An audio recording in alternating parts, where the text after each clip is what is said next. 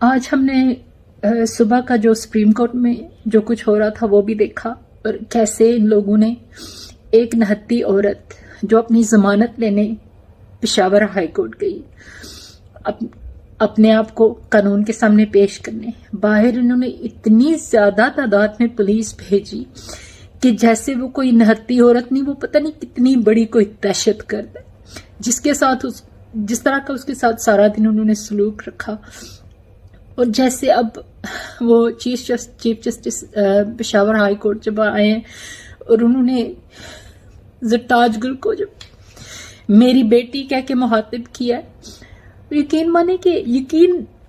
دل ماننے کو تیار ہی نہیں ہے کہ پاکستان میں بھی کوئی اس طرح کا اس ٹائم پہ بھی کوئی انصاف کی بات کر سکتا ہے۔ سلام ہے chief justice Peshawar high court کو کہ انہوں نے انصاف کیا، اللہ ان کو ہمت اور استقامت دے۔